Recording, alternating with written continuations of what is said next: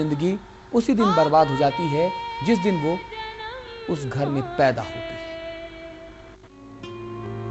बच्चे को गोद में लेकर बैठी ये लड़की मंजू है।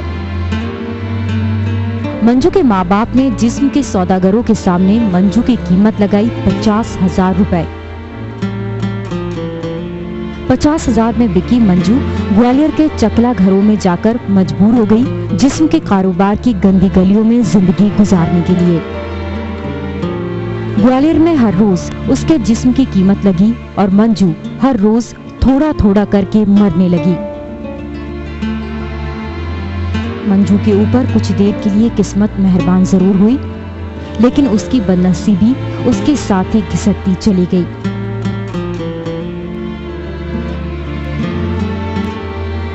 जैसे तैसे गिर पड़कर मंजू अपने घर पहुंची, लेकिन जिस्म फरोशी तो जैसे उसकी नियति बन गई थी। माँ बाप गरीब थे तो मजदूरी की खातिर बेच दी थी, तो बेचने की खातिर हमारे को दुख देने लिए अगली पार्टी मारते थे, भी कूटते थे, कपड़ा भी नहीं देते, कुछ भी नहीं देते हमारे। तो माँ बाप को प्रीत आ गई तो वापस लेने के लिए आ गए हुए। वापस लेने के लिए हम यहाँ पर हमारी मजदूरी करती थी, तो मजदूरी हमसे अच्छा लगा नहीं, उस खातिर हमने आदमी को पकड़ के शादी कर ली। घर तो पहुँच गई, लेकिन उसके माँ बाप का लालच और बढ़ गया। एक बार फिर मंजू के माँ बाप ने उसे जिस्म फरोशी के दलदल में धकेल दिया और वही सिलसिला फिर से चल पड़ा जिस सिलसिले को वो ग्वालियर में छोड़कर आई थी। इस गांव में ऐसी कई लड़कियां हैं जिन्हें अपने माँ बाप ने जिस्म फरोशी के धंधे में धकेल दिया। कंजर जाति के लोग बेहद गरीब हैं और रुपया कमाने का इनका सबसे आसान तरीका है अपनी लड़कियों को जिस्म के बाजार में धकेल देना। ये जाति बेहद गरीब है। गरीबी ने इनकी कमर पहले ही तोड़ रखी है और अब तो इस महंगाई के जमाने में ये अपनी बेटियों के जिस्म बेचकर 2 जून की रोटी की जुगाड़ कर रहे हैं।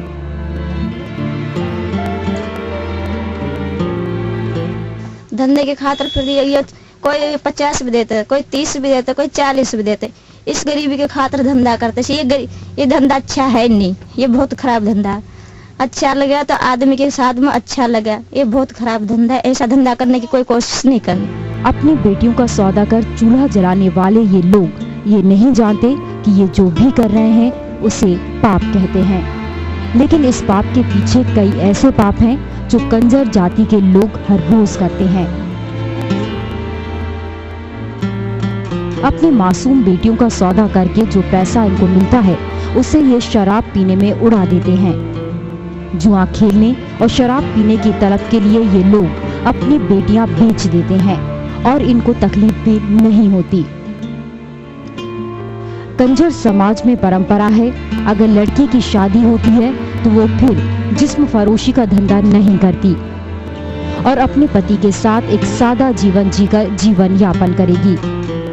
लेकिन लड़की की शादी के बाद इनकी कमाई का जरिया खत्म हो जाता है, इसलिए ये शादी से पहले ही अपनी लड़की को जिस्म की मंडी में बेच देते हैं। अगर ये लड़की जिस्म की मंडी से निकलना भी चाहे तो फिर इनके माँ बाप फन उठाकर खड़े हो जाते हैं और लड़की को मजबूर कर देते हैं इस दलदल में सड़ने के लिए। ये किसी फिल्म की कहानी नहीं है, ये खालिस हकीकत है। जी हाँ, खालिस हकीकत। और ये हकीकत राजस्थान के 1-2 गांव या कस्बों की नहीं है।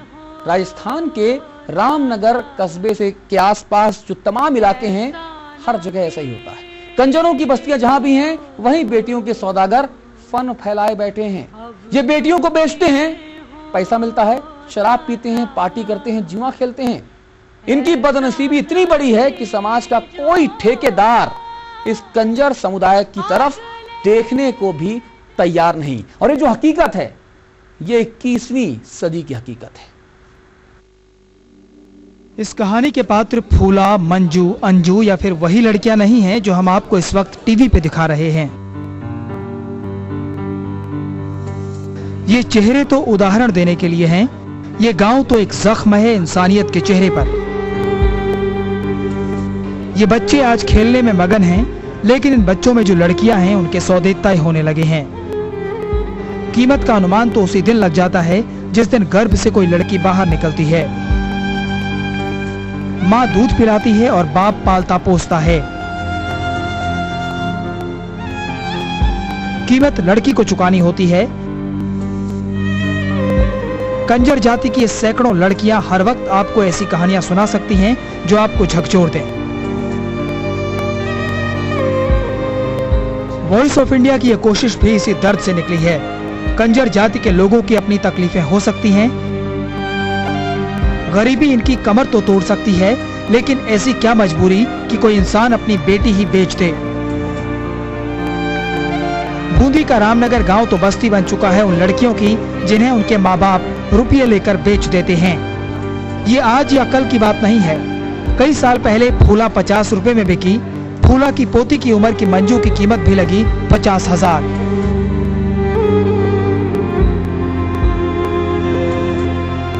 दाम जरूर बढ़ गए इन सालों में, लेकिन नियति नहीं बदली। फूला भी बिकी और मंजू भी। कोई कितने ही दावे करे कि हम आगे जा रहे हैं, लेकिन रामनगर गांव आईना दिखाता है इन दावों को। ये रामनगर गांव उसी देश में है जहां 45 साल पहले एक महिला प्रधानमंत्री बन गई। इसी सूबे में ये गांव है जहां महिला मुख्यमंत्री ने अभी अभी 5 साल पूरे किए। तीखे तेवरों वाली मुख्यमंत्री के रहते भी इस गांव की लड़कियां लगातार बिकती रहीं। अशोक गहलोत भी नहीं बच सकते इन इल्जामों से। 5 साल पहले इन्हीं का शासन था और फिर कुर्सी इन्हीं के हाथ में है। फूला हो या मंजू, ये लगातार बिक रही हैं, हर रोज बिक रही हैं। कौन मानेगा इस बात को कि भारत की महिला आयोग के अध्यक्ष इसी राज्य से हैं। पहले राजस्थान के राज्यपाल और अब भारत के राष्ट्रपति भी इसी राजस्थान से हैं, जहां फूला अपनी जिंदगी की आखिरी घड़ियां गिन रही है और कोस रही है अपने ही माँ बाप को जिसने उसे बेच दिया।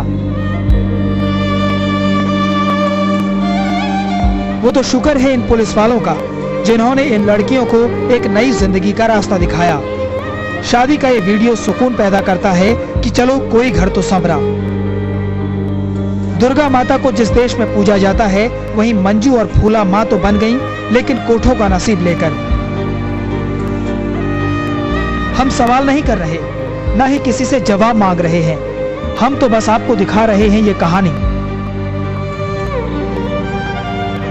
हम आपको दिखा रहे हैं चेहरे जो बिक गए, जिनका जिस्म बिक गया और इनको बेचा इन्हीं के माँ बाप ने। ये ठेका किसका है हम ये भी नहीं कहेंगे। हम तो बस इनका दर्द आपके सामने रख रहे हैं। फिर चुनाव आ गया है, अगर वक्त मिले तो अपने नेताओं से ये सवाल भी पूछ लीजिएगा कि 15वीं लोकसभा के गठन के बाद मंजू और फूला बिकेंगी या नहीं। कोटा से ज्योति पाठक और अनीता सिंह के साथ Dinesh Kandpal, voice of India. आप देख रहे हैं हमारी खास पेशकश मेरी बेटी बिकाऊ है। कहानियां भी और भी हैं, कहानियां नहीं दुश्वारियां भी और भी हैं। अभी तो फूला की कहानी बाकी है, जो एक बार नहीं कई बार बेची गई।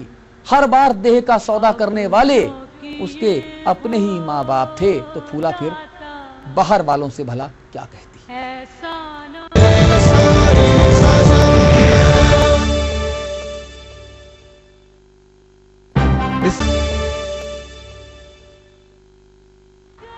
आप देख रहे हैं हमारी खास पेशकश मेरी बेटी बिकाऊ है। फूला की कीमत लगी 50 रुपए। जी हाँ, मात्र 50 रुपए। 10-10 के 5 नोट। फूला के जिस्म के खरीदार हर रोज 1 या 2 रुपए देकर उसे अपनी हवस पूरी करते रहे। बुढ़ापा आ गया, फूला एक एक रोटी को मुहताज हो गई। जवानी गई, बुढ़ापा आया, भूख पूरी नहीं हुई और आज वो दर दर भटक रही है। आज वो दूसरों का मुंह ताकती रहती है। जिसमें कि बाजार की रानी को अब पूछने वाला तक कोई नहीं है। ये फूला है, आज ठीक से बैठ भी नहीं पा रही। 60 साल पहले फूला के जलवे देखने लायक थे। शायद फूला ठीक वैसे ही नाचती होगी जैसे इस फिल्मी शॉट में रेखा।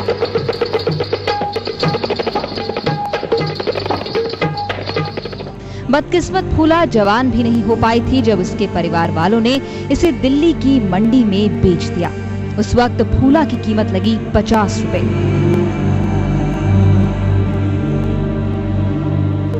एक बार बिक जाने के बाद फूला का जिस्म बिकने लगा।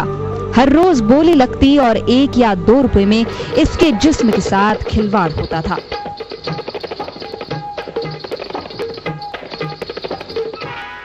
यहाँ मालूम नहीं, चाचा ताऊ का भाई था, उसने बेच दी। वहाँ लोगों में धंधा होता था, उन लोगों ने धंधे में फिर भाग के आ गई हैं, फिर उठा के फिर दोबारा बेच दी। 3 दफे बेची। और आज रोटी का टुकड़ा भी कोई देने वाला नहीं रहा। वहां से निकल के आई है, वो धंधा ही खत्म हो गया वहां का। तब कौन है?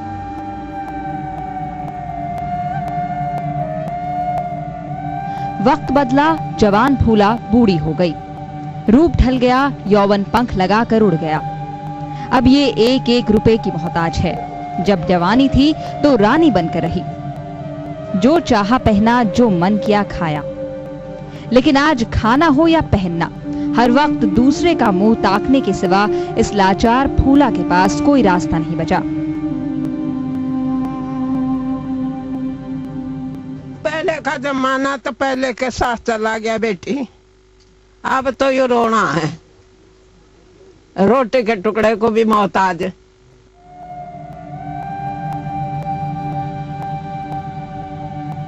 बुढ़ापे में हकलाती फूला कोसती रहती है उस नामुराद वक्त को जब इसके बचपन को जिस्म की मंडी में बेच दिया गया। इस जाति की ज्यादातर लड़कियों की यही नियति है।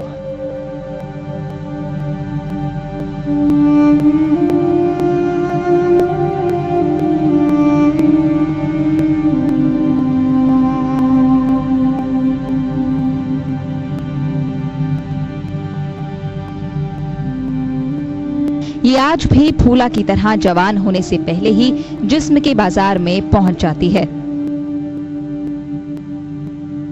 कंजर जाति हमेशा खानाबदोश रही है। ये एक जगह से दूसरी जगह घूमते रहते हैं। ये जाति समाज से कटी हुई है। ना तो कोई पढ़ता लिखता है और ना ही कोई रोजगार। अनपढ़ होने की वजह से इन बुराइयों के खिलाफ आवाज उठाने की बात तो ये सोच भी नहीं सकते। 50 साल पहले फूला को माँ बाप ने वेश्यावृत्ति के धंधे में धकेल दिया। फूला 50 साल तक वेश्यावृत्ति करती रही। वो उस जमाने में जब धंधा करने का एक ग्राहक 2 या 3 रुपए देता था, लेकिन आज फूला का यह हाल है कि उसके आगे पीछे कोई नहीं। फूला खाने पीने को भी तरस रही है, उसकी देखभाल करने वाला भी कोई नहीं। फूला ही नहीं, रामनगर की कई ऐसी लड़कियां हैं जो कि मजबूरन माँ बाप के बेचने के कारण वेश्यावृत्ति के धंधा कर रही हैं और वो चाहती हैं समाज से जुड़ना। लेकिन पुलिस का एक अनूठा जो प्रयास है, पुलिस लड़कियों की शादी करा रही है और उन्हें समाज से जोड़ रही है। ऐसी कई लड़कियां और भी है जो धंधे में और धंधा छोड़ करके समाज से जुड़ना चाहती हैं। लेकिन जब से फूला जैसी तमाम फूलाओं की जो खबर है वो वॉइस ऑफ इंडिया ने मुहिम के तौर पर चलाई है, पुलिस प्रशासन की नींद टूटी है। पुलिस ने एक नया चेहरा दिखाया है और अब कंजर जाति की इन लड़कियों की बाकायदा शादी करवाई जा रही है। जिस्म फरोशी के धंधे से निकलकर आज नई जिंदगी की कल्पना इन लड़कियों के मन में हिलोरे मार रही है। तमाम कोशिशों के बाद शादी का पवित्र बंधन ये उम्मीद बांध रहा है कि शायद 1 या 2 लड़कियों का घर तो बस जाए। ये शादी अनोखी शादी तो नहीं है, लेकिन इसमें जो कुछ भी हो रहा है वो अनोखा है। इस शादी की दुल्हन अपनी नई जिंदगी को वरमाला पहना रही है।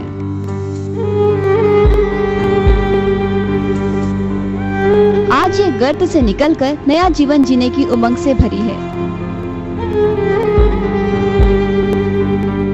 ये कंजर जाति की है और जिस्म फरोशी के जाल से बड़ी मुश्किल से निकल पाई है।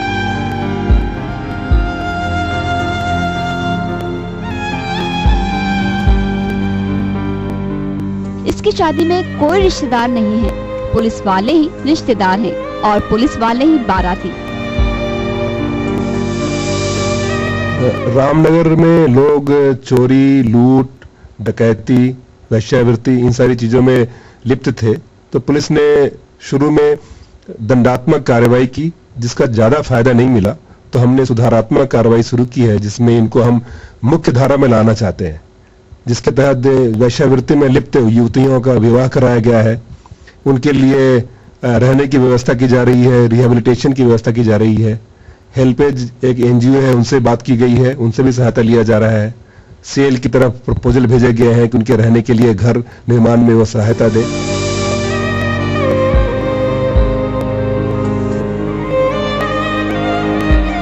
रामनगर पुलिस चौकी में इकट्ठा ये लोग आज शामिल हुए हैं इस कंजर बाला की शादी में।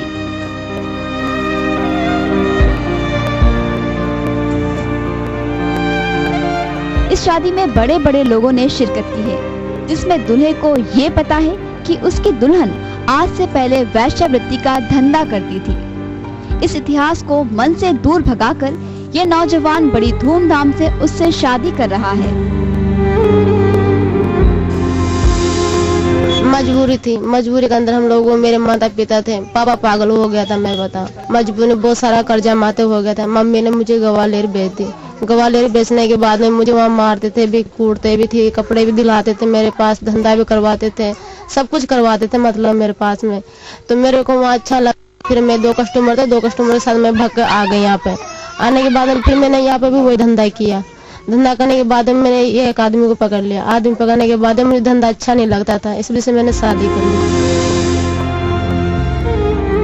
बूंदी के रामनगर कंजर गांव में हजारों कंजर लोग रहते हैं। उनका धंधा चोरी, डकैती और वेश्यावृत्ति है।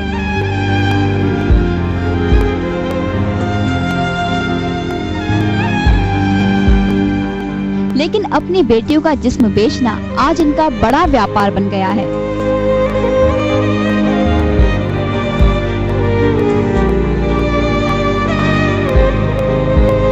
इस गांव की हजारों लड़कियां इस धंधे में उतरकर अपना जीवन बर्बाद कर रही हैं। लेकिन इन्हें समझाने वाला कोई नहीं। कोटा से Jyoti Pathak, voice of India. Voice of India की खास पेशकश लगातार जारी है। एक ब्रेक यहां ले रहे हैं और ब्रेक के उस पार समाज का एक और घिनौना चेहरा दिखाएंगे। ये भी दिखाएंगे आपको कि कैसे इस धंधे से निकलकर शादी की एक कंजर लड़की ने और कैसे पुलिस वालों ने उसका घर बसाया। ये तो एक हकीकत है, लेकिन इस दरिंदगी, इस शर्मिंदगी का क्या?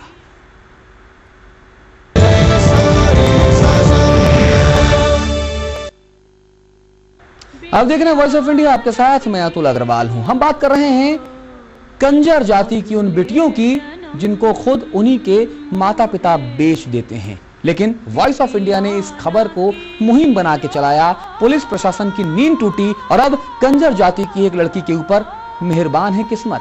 जिस्म फरोशी के धंधे से निकलकर उसने नई जिंदगी का एक ख्वाब संजोया था और उसके इस इरादे में कई लोग, हम भी उसके साथ जा खड़े हुए। पुलिस के सिपाही अपना नहीं उस कंजर लड़की का मकान बना रहे हैं जिसने 4 साल पहले पुलिस के कहने पर शादी कर वेश्यावृत्ति से किनारा कर लिया। जब पुलिस ने इसे तंग हालत और बेहद गरीबी में जीते देखा तो पुलिस का भी दिल पसीजा। 1-1 रुपया जोड़कर बूंदी पुलिस ने अनोखी का एक छोटा सा आशियाना बनाया। क्योंकि वो जो युवती जो रह रही थी, बहुत दयनीय स्थिति में रह रही थी, तो पुलिस ने अपनी तरफ से प्रयास करके उसके मकान बनाए हैं और आगे भी हम ऐसा प्रयास करेंगे जिसमें कि पुलिस की भूमिका सकारात्मक हो और इनको हम ऐसा एहसास दें कि वो भी हमारे समाज के पार्ट है।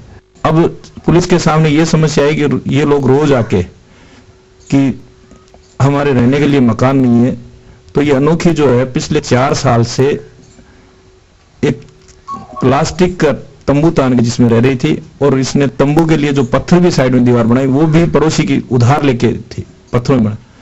तब ओम प्रकाश जी जो अभी एसपी हैं यहाँ बूंदी में, उन्होंने गांव के विजिट पे थे तो उन्होंने इसकी समस्या देख के पुलिस विभाग के चंदे से इसका मकान बनवाया। अपनी देखरेख में मकान बनवाता ये राजस्थान पुलिस का अधिकारी है जो इस मकान की एक-एक चीज अपनी नजरों के सामने बनवाना चाहता है,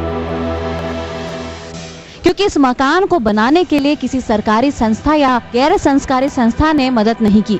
मदद की है तो उन लोगों ने जो अक्सर अपना घर बनाने के लिए दूसरों की जेब काटते हैं। लेकिन आज वही पुलिस अपनी जेब से रुपया खर्च कर दूसरों के लिए मकान बना रही है। ये लोग जैसे 4 महिला थी जो वेश्यावृत्ति छोड़ करके समाज की मुख्य धारा में जुड़ने की इच्छुक थी। तो इनकी इच्छुकता को जानते हुए पुलिस ने बहुत प्रयास किए। एसपी साहब ने पूरे जाब्ते की मदद से पैसे इकट्ठे किए। सब पुलिस वालों ने आगे होकर के बिना किसी दबाव के अपनी मर्जी से जिससे जो बना वो दिया मैडम। और वो देने के बाद एक का तो मकान अभी चल रहा है और 3 हो रहे हैं, 4 ने शादी करी है, तो उन 3 के मकान बनाने के भी प्रयास किए जा रहे हैं। पहले तो हम धंधा करते थे, उज्जैन में भी किया, नागपुर में भी किया। आधे पैसे हमको मिलते थे, आधे पैसे मकान मालिक रखती थी। और जो एसपी साहब मिले, फिर पुलिस वाले मिले, उनने हमारे लिए मदद किए। उनने हमको यहाँ हमारी चौकी में शादी करवाई। उन्हीं से हमको अच्छा जीवन सुधार दिया और उन्हीं के पैसे से एसपी साहब हमको मकान बना के दे रहे। और हम अब घर गृहस्थी में अच्छा लग रहा है। पहले पता नहीं कैसी बुद्धि थी जो हम धंधा करते थे। रामनगर में लोग चोरी, लूट, डकैती, वेश्यावृत्ति इन सारी चीजों में लिप्त थे। तो पुलिस ने शुरू में दंडात्मक कार्रवाई की, जिसका ज्यादा फायदा नहीं मिला। तो हमने सुधारात्मक कार्रवाई शुरू की है, जिसमें इनको हम मुख्य धारा में लाना चाहते हैं, जिसके तहत वेश्यावृत्ति में लिप्त युवतियों का विवाह कराया गया है। उनके लिए रहने की व्यवस्था की जा रही है, रिहेबिलिटेशन की व्यवस्था की जा रही है। ऐसी पहल आज समाज के सभी लोगों को करनी होगी। जब पुलिस अपनी जेब से पैसा खर्च कर इनकी शादियां करवाकर इनके लिए मकान बनवा सकती है, तो समाज सुधारक कहलाने वाले इनको सुधारने का बीड़ा क्यों नहीं उठा सकते। ये है बूंदी की रामनगर पुलिस चौकी। ये वही पुलिस चौकी है जिसने एक अनूठी मिसाल कायम की है पुलिस सुधार केंद्र के जरिए। इन्होंने उन बार वालाओं को, उन महिलाओं को जो कि वेश्यावृत्ति करती है, उनसे समाज की मुख्य धारा से जोड़ा है। उनका धंधा छुड़वा करके उनकी शादी करवाई है, घर गृहस्थी बनवाई है। और यही नहीं, पुलिस जो कि लेने के लिए बदनाम है, अपनी जेब से 1-1 रुपया इकट्ठा करके उनके लिए मकान बना रही है। और एक ये अनूठी मिसाल कायम की है पुलिस ने। बूंदी से बनवा रही है यदुवंशी के साथ ज्योति पाठक, वॉइस ऑफ इंडिया। तो जो कहानियां हमने आपको दिखाई हैं वो तो कुछ एक बानगी हैं, कुछ उन लड़कियों की नियति है जिन्हें जिस्म के बाजार में अपने अपनों ने ही ढकेल दिया। सवाल वही है कि जो पहले खड़ा था जिस्म के बाजार में, क्या वो इन मासूमों की जिम्मेदारी लेगा? इस कहानी के पात्र फूला, मंजू, अंजू या फिर वही लड़कियां नहीं हैं जो हम आपको इस वक्त टीवी पे दिखा रहे हैं। ये चेहरे तो उदाहरण देने के लिए हैं। ये गांव तो एक जख्म है इंसानियत के चेहरे पर। ये बच्चे आज खेलने में मगन हैं, लेकिन इन बच्चों में जो लड़कियां हैं उनके सौदे तय होने लगे हैं। कीमत का अनुमान तो उसी दिन लग जाता है जिस दिन गर्भ से कोई लड़की बाहर निकलती है। माँ दूध पिलाती है और बाप पालता पोसता है। कीमत लड़की को चुकानी होती है। कंजर जाति की सैकड़ों लड़कियां हर वक्त आपको ऐसी कहानियां सुना सकती हैं जो आपको झकझोर दें। वॉइस ऑफ इंडिया की यह कोशिश भी इसी दर्द से निकली है। कंजर जाति के लोगों की अपनी तकलीफें हो सकती हैं, गरीबी इनकी कमर तो तोड़ सकती है, लेकिन ऐसी क्या मजबूरी कि कोई इंसान अपनी बेटी ही बेच दे।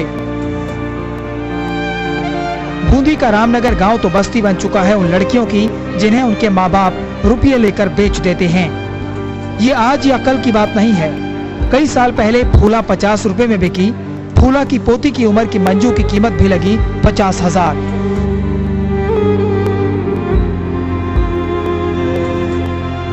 दाम जरूर बढ़ गए इन सालों में, लेकिन नियति नहीं बदली। फूला भी बिकी और मंजू भी। कोई कितने ही दावे करे कि हम आगे जा रहे हैं, लेकिन रामनगर गांव आईना दिखाता है इन दावों को। ये रामनगर गांव उसी देश में है जहां 45 साल पहले एक महिला प्रधानमंत्री बन गई। इसी सूबे में ये गांव है जहां महिला मुख्यमंत्री ने अभी अभी 5 साल पूरे किए। तीखे तेवरों वाली मुख्यमंत्री के रहते भी इस गांव की लड़कियां लगातार बिकती रहीं। अशोक गहलोत भी नहीं बच सकते इन इल्जामों से। 5 साल पहले इन्हीं का शासन था और फिर कुर्सी इन्हीं के हाथ में है। फूला हो या मंजू, ये लगातार बिक रही हैं, हर रोज बिक रही हैं। कौन मानेगा इस बात को कि भारत की महिला आयोग के अध्यक्ष इसी राज्य से हैं। पहले राजस्थान के राज्यपाल और अब भारत के राष्ट्रपति भी इसी राजस्थान से हैं, जहां फूला अपनी जिंदगी की आखिरी घड़ियां गिन रही है और कोस रही है अपने ही माँ बाप को जिसने उसे बेच दिया। वो तो शुक्र है इन पुलिस वालों का जिन्होंने इन लड़कियों को एक नई जिंदगी का रास्ता दिखाया। शादी का ये वीडियो सुकून पैदा करता है कि चलो कोई घर तो संवरा। दुर्गा माता को जिस देश में पूजा जाता है वहीं मंजू और फूला माँ तो बन गईं, लेकिन कोठों का नसीब लेकर। हम सवाल नहीं कर रहे, न ही किसी से जवाब मांग रहे हैं, हम तो बस आपको दिखा रहे हैं ये कहानी। हम आपको दिखा रहे हैं चेहरे जो बिक गए, जिनका जिस्म बिक गया और इनको बेचा इन्हीं के माँ बाप ने। ये ठेका किसका है हम ये भी नहीं कहेंगे, हम तो बस इनका दर्द आपके सामने रख रहे हैं। फिर चुनाव आ गया है, अगर वक्त मिले तो अपने नेताओं से ये सवाल भी पूछ लीजिएगा कि 15वीं लोकसभा के गठन के बाद मंजू और फूला बिकेंगी या नहीं। कोटा से ज्योति पाठक और अनीता सिंह के साथ Dinesh Kandpal, voice of India.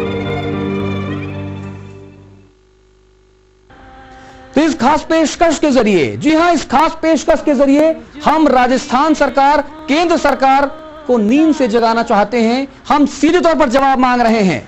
हमने कुछ सुनीता, कुछ लीला, कुछ फूलाओं की जो कहानी आपको दिखाई, ये केवल बानगी भर है। बेहद जिम्मेदारी के साथ और विश्वास के साथ वॉइस ऑफ इंडिया ये खास पेशकश आपको दिखा रहा है, इस उम्मीद के साथ कि राज्य और केंद्र की सरकारें कार्रवाई जरूर करेंगी और इन बेटियों को नर्क की जिंदगी से निजात मिलेगी। नमस्कार।